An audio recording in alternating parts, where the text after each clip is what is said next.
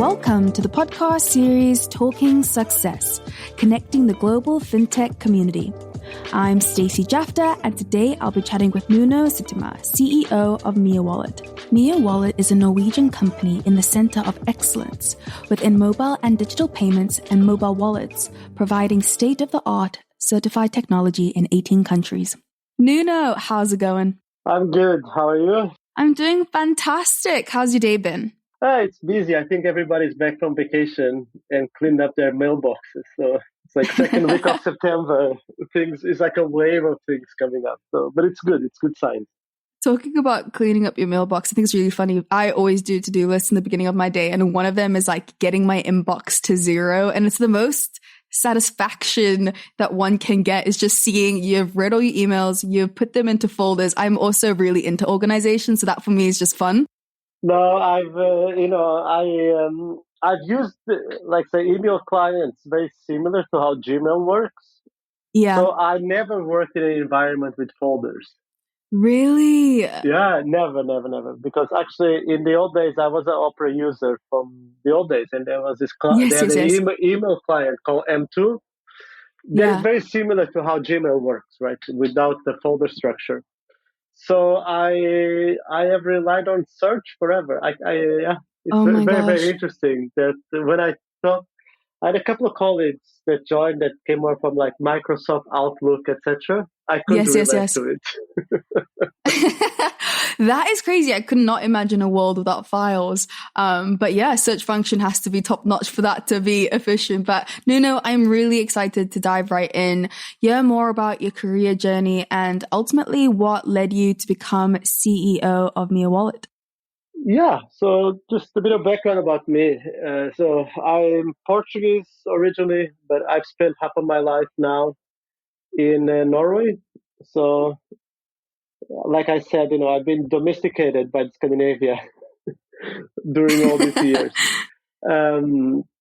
So I started my career actually I used to work for an international organization called ISAC that, after, business school, doing international internships, multicultural understanding around the world. And by chance, I ended up here in Norway. There was never a big plan for that.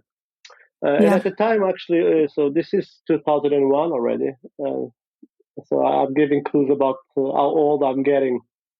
And then actually Opera used to be a partner of Isaac. So a lot of interns at Opera. So Opera it was a Norwegian company with not really any business in Norway. Just it was founded in Norway, and so brought people from all over the world to Oslo. And so I started as an intern at the time, 2002. I started there, and then I stayed there for many years. So all the way from an intern to the exec team in the end. Before I left. That's unheard of. Well, actually, in Opera, even the current CEO, he started almost at the same time as me as an intern. That's also. fantastic. So we had quite a few group of people. I think. I think it was a great place to work because, we got people from all over the world to join, and it was a quite entrepreneurial company. Like every 2 years or a year and a half, you were doing something new, and a lot of new people joining all the time and doing business all over the world. So I think it was a great school. And I think some of the values that the founders put in the company at the time, I think they really valued also loyalty to the company and people that, put on the shirt kind of thing. So that was actually a very core value. Even today, like the founder of Opera made a new company called Vivaldi. And I think I have a feeling 80% of the people working there are ex-Opera because they are so loyal to him. Kind of thing. I might have the 80% wrong, but it's quite many, I would say. That's fantastic. So I think those values stayed with me, actually. I really value that people have like loyalty, passion for the company they work for. So I spent many years there, did many different things, spent a lot of time in Silicon Valley. And then Opera Mini launched and became very big in so-called emerging markets, Southeast Asia, Africa, South America. So I spent a lot of time expanding our business there, both developing and leading the product to be more adjusted to those markets, but also doing partnerships both with internet companies and telecom. So many different things I did Yeah. there, always in product and business development and, let's say, go to market strategies. Yeah. And then after Opera was acquired and listed on NASDAQ, Opera went from many different owners and situations through the years. But the last 2-3 years there that I worked, I started doing FinTech. So the new owners came in and they looked at, we had a lot of users in Africa. And then they said, okay, are there other services we can launch? And then I started work on the FinTech space, both on micro lending a bit, but the big project I had was to start OPay in Nigeria. So I did that for a while, and then moved more to M&A strategy. And then around 2 years back, I decided my time in Opera was kind of done. I had done everything and that I needed to do, and I had a very nice, comfortable, strategic job. But I decided I miss actually driving the business every day, having my team, etc. So then I had the opportunity to join as CEO of MeaWallet. So that was very interesting. The company had been acquired by a VC fund out of Norway. They needed somebody to bring some new energy and re-energize the company and think about a company that had a really good technical team and a good product, how to scale that. So then I decided to take on that challenge. So it's been good. I started last year. We doubled the team already and a lot of new products in the pipeline. How weird was it working for a company like Opera for years and years and years, and then going into a brand new space, probably new culture, new way of doing things? How was that for you? I think it was actually easier than what I thought, to be honest. But I think Okay. that has more, let's say, less a self-brag, let's put it like this, but more, I think, the Opera culture. Opera was extremely Okay. entrepreneurial and flexible company. When you have always worked with people from, we used to be like 45 nationalities here in Oslo. Yeah. Opera was, the founders was very Scandinavian company. Then we grew and had a lot of people from other parts of the world. In the end, Opera was at the Chinese owners. So you can imagine that although it was called Opera, it was not the same company. And so when I was there for quite many years, and I would say the company I feel like I worked for 10 different companies in that time. Yeah.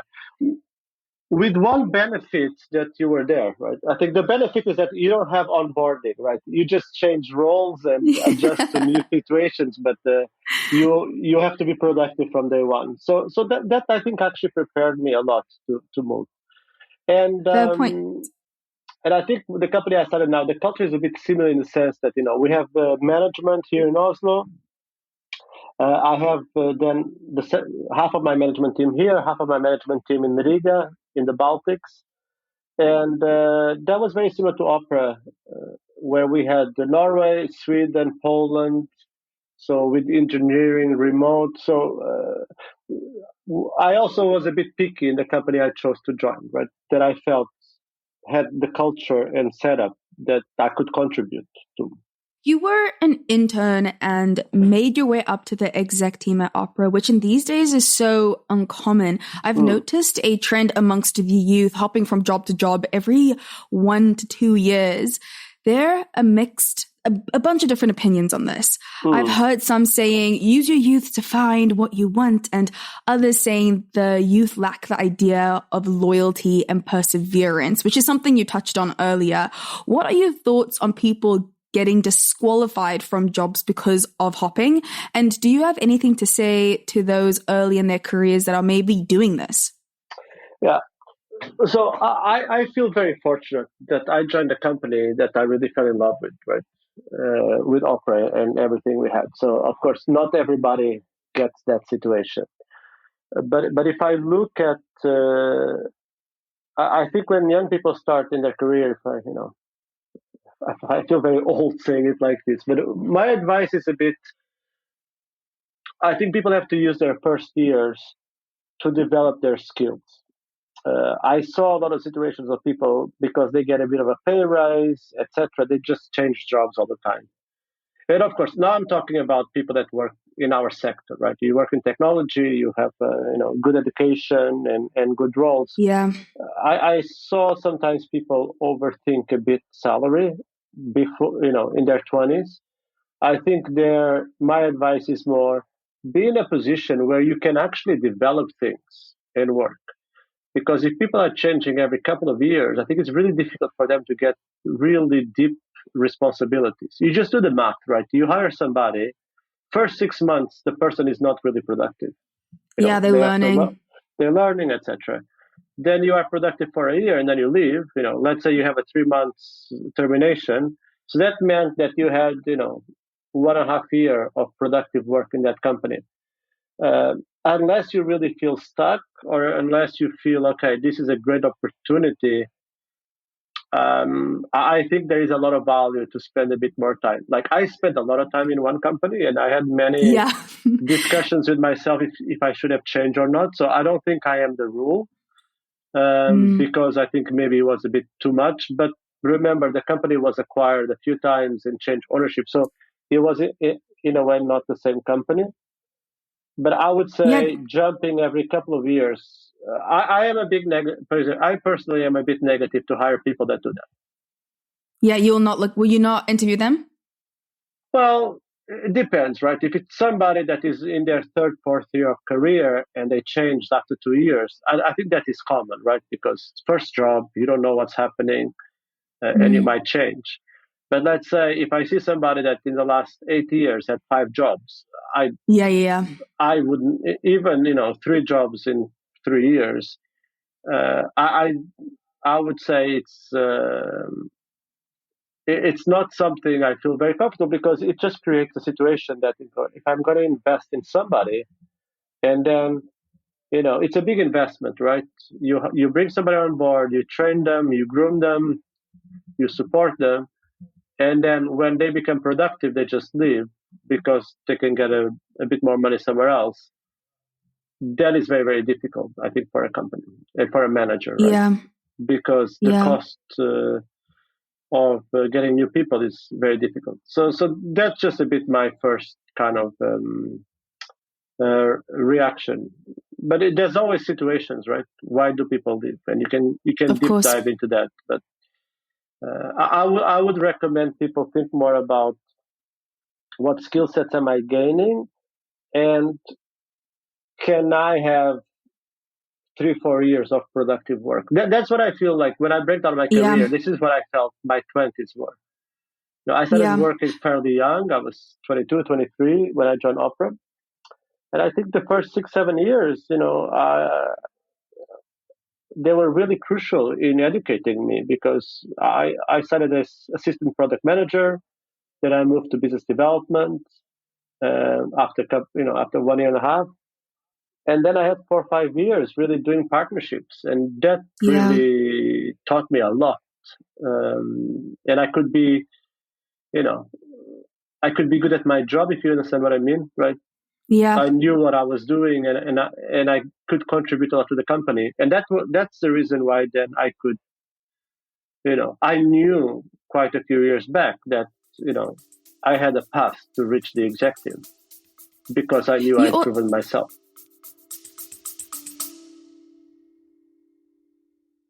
Scott, could you design a video game? I could make you a hypothetical one. If I took some random genres, mechanics, maybe blended them together, and created a new hypothetical game. Now that would make a great podcast. Undoubtedly. So what would you make? Something original and exciting? A Dark Souls city builder? A co-op roguelike? Everything. All of that. We could use the Nemesis system and put it in a first-person shooter. And we could have a loot system with survival mechanics and motion controls. And maybe you could, I don't know, save a kingdom from some out-of-control toasters. What about party? Catch the Gaming Blender on all your favourite podcast platforms. You also, as you mentioned, had different positions. You even started OPay from scratch, which is something I'd love to get deeper into. You had to help them get licensing, building teams from zero. And there are so many different ways to get into a regulated market. There's partnering, acquiring a business, applying for a license, and not everyone needs their own license. How do you know which path to take? And do you have any advice for those looking to get a license? Oh, that's quite a good question. So I think depends the situation where you are, right? So when we were in Opera and we incubated OPay, of course, we were in a NASDAQ traded company with funds, etc. Then the decision was what's the fastest path to market kind of thing. So when we did our analysis, we understood that there was a lot of, let's call it, parked mobile money licenses that people were not proactively using. So we could acquire a company and go through the process to get approved for a new license, etc. We also knew that at the time, the Central Bank of Nigeria was not issuing new licenses. So in a way, that was the only way if we wanted a license to get it. And that is something, and I know you guys have a lot of listeners in Africa. I spent quite a lot of time doing licensing in Africa. That was very, very interesting phenomenon I saw. And this is not just Africa. I think most central banks in the world. I saw the same in Europe. Yeah. If you are looking for a license, one thing is what the regulation says, but you have to understand what is the political willingness of the central banks to issue new licenses. So even if by law it says, okay, if you want a license, this is how it works. I think people misunderstand sometimes that the role of the central banks is to regulate the market also and control the market in certain forms, right? And sometimes, although the law exists that you can apply for a license, it might be the political environment that at that time the central bank is not interested. And I give an example. So I know that in Nigeria at the time when we acquired a company from Telnet, a company called Paycom, the central bank was not interested in launching new licenses because there was like 15, I don't remember the number, but I'd say quite many licenses that were given that were not being used.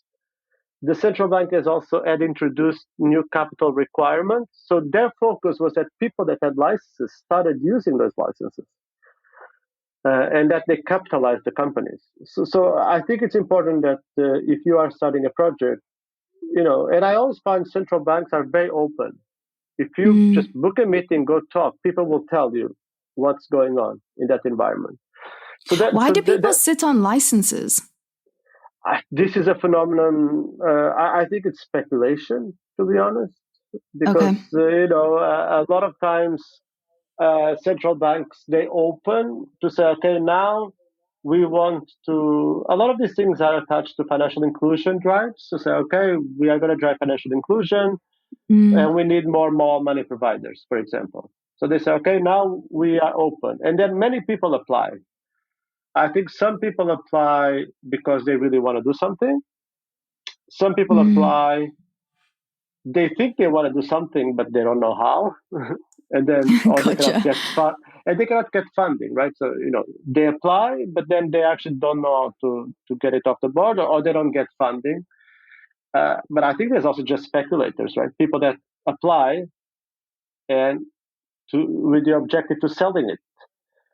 I'll give an example. So the one we bought from Paycom. So Paycom belonged to Telnet Group that started InterSwitch. So InterSwitch was, I think, started by Telnet. Yes. So they were using it, but in a very narrow fashion. So they were using it for the Nigerian bottling company, if I'm not mistaken. So they were using to pay salaries there. So they were using the license, but for a very narrow use case. And for them, I don't think it was so profitable because you need scale, right?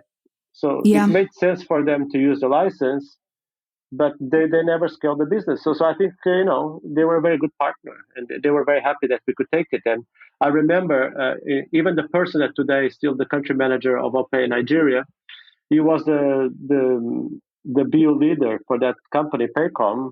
It was one of my first hires. So for me, it was great because I both got a good partner locally that knows the market very well. And I also got my first hires from there, both the head of engineering and the country manager. So for me, it was almost like a perfect solution. So that was our Yeah. situation. So I would advise that first understand what is the climate and who has Okay. licenses and if the central bank is issuing licenses. What we see also is that a lot of times licenses require a lot of capital to start because Okay. the central bank needs to make sure that you actually have money, right? If you deal with fintech, especially, which can be difficult for small companies. But then I think people should more look into partnership.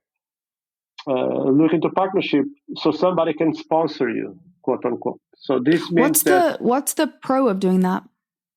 So the pro of doing that is that you don't need to apply for a license, right? You can get a bank or somebody with a license to let you use their license. Of course, the cons is that you are a bit dependent on your partner and you might not own the users, right? So, Interesting. but it's a good way to get started while you apply for your own license, right? And you get a partner there. So I think a lot of people are looking into this, and I think this is one of the things that I saw. I spent a lot of time in Africa, like I said, and I think the banks in Africa. I would not call the banks. There will always be exceptions, so just take it with a grain of salt. But the majority of the banks, they have very poor retail presence. That's why mobile money is so popular, right? Because it's hard to find bank branches and services. Yes. So I actually think there is a huge opportunity for banks to partner with fintechs because I think banks are not so focused in doing agent networks and services for the majority of the population. And I think a lot of fintechs have amazing ideas, in the remittance space, in the micro lending space, in the mobile money space, in micro insurance. So there are so many areas that I think that if banks create an environment where fintechs can partner with them, everybody can win there. So I think that would be quite important to how to say to contribute to the development of the ecosystem. Well, thank you for that. That was really helpful. I have learned a lot from this portion. And something I would really love to hear more about and learn more about from you is the product space. And the reason I'm asking this is we've had many fintechs reach out to us expressing their struggle with finding product people as they're so high in demand. What do you believe makes someone good at product development? And what do you specifically look out for when making a product hire? So I think there's a couple of things I always look for. One is the, let's say passion for the product that you are hiring towards. And now I'm talking in the context of let's say, startups or scale-up companies. A lot of people that are product managers, some of them are more administrators, if you can call it like this. They know how to run a process. But I think if you have a smaller company or a scale-up, you really need to bring somebody that has a huge passion for the product that you want to build. And then have a great ability also to problem solve. Because what I see in the product development of smaller companies is that there is no manual there how things should be done. You need to find creative solutions for your product and problem solving. So those two things for me are really, really important, that people have that culture of getting the product to market, not to follow a process that is super, formal and super theoretically correct kind of thing.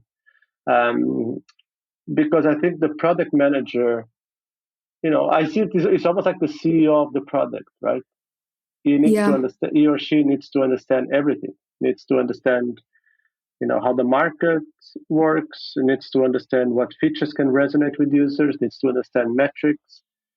So I think that's what makes it very, very difficult, because you are actually asking for almost like the CEO of your product for this kind of companies. For bigger companies, sometimes product managers are more managing the development process, which is a bit different process. But for me, that's the most important. Problem solving and passion for what we are building is really important.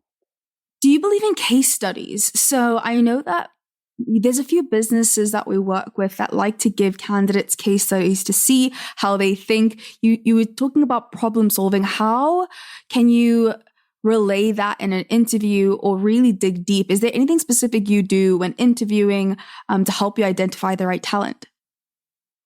I think for me, it's a lot about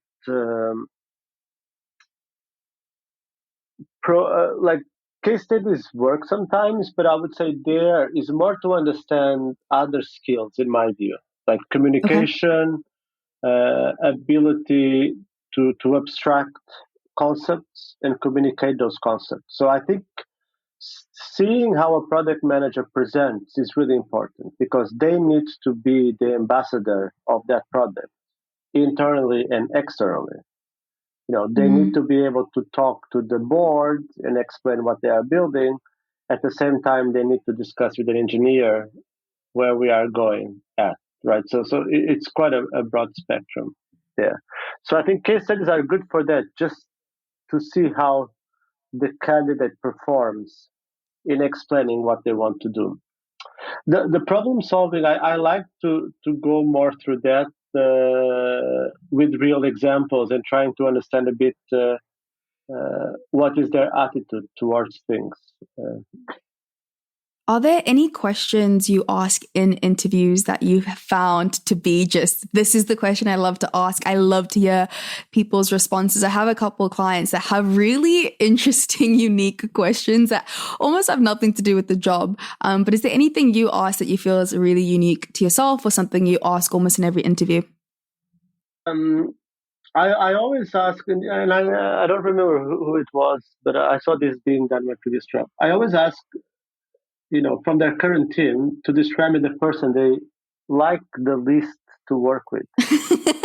And it's nothing personal. It's not about is the person rude or not rude, but more like, what are the things that really tick you off? Yeah. And also if they can describe what people don't like about them, like who's the and this is really interesting. And I do it is not to that understand. That is such an interesting question. And it's not really to understand if the person is good or bad. It's more that I know myself and the things how I am, right? Yeah. How I communicate. It's like if you come to me with a lot of theories and models, I don't listen. I can't. My brain does not work like that, right? A lot of people love structure. You're talking about your folders. I cannot relate. Yes. Right. my brain is very chaotic. Okay. So for me, of course, when you build a team, you need to have different combination of people. But there's one thing about culture, right? And I mostly want to understand: can this person work in a culture where a lot of things are not super organized, kind of thing? Because I will always prioritize, moving things forward than spending a lot of time in internal systems. I think that there has to be a level of you cannot control everything. Yeah. And you need to be agile on things. Otherwise, you are spending more time, in an internal system than doing your product and building your product. Especially systems outside. So the only systems I care about is engineering and sales. Everything else, and accounting and finance, of course, that has to be in order. But what I mean is, like, let's spend a lot of time on HR systems. Let's spend a lot of time on, it's. I think it's how do you say? It comes in stages, kind of thing. That's what I'm saying. You need to take some decisions. So I think for me, it's just to understand what do people expect. If people expect to join, the onboarding is fantastic. They get a manual.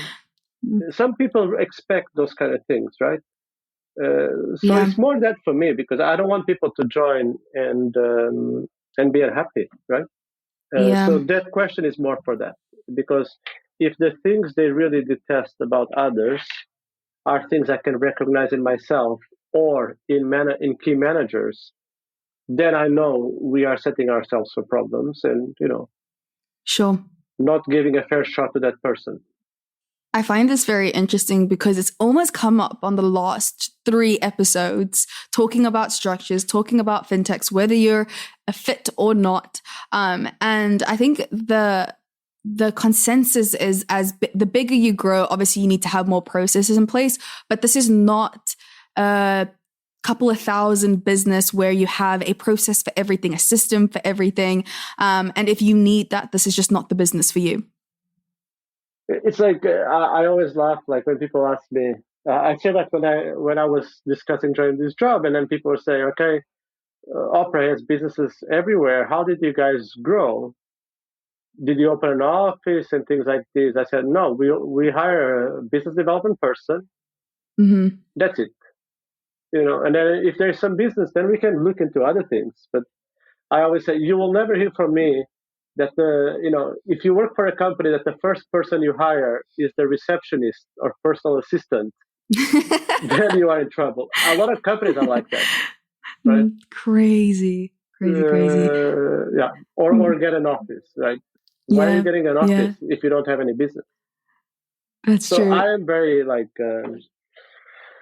I think I have some cultural things that I think I have a lot of respect for the money of investors to not spend it in things that are not core to the business sometimes. Beautiful. Nuno, thank you so much for being on the podcast. I had a laugh here and there and learned a ton. So thanks again. You are welcome, Stacey. Always a pleasure. Awesome. Where's the best place for listeners to reach you? Just LinkedIn. I've tried many times to get a social media presence. I don't have the diligence for it or the patience. So contact me on LinkedIn,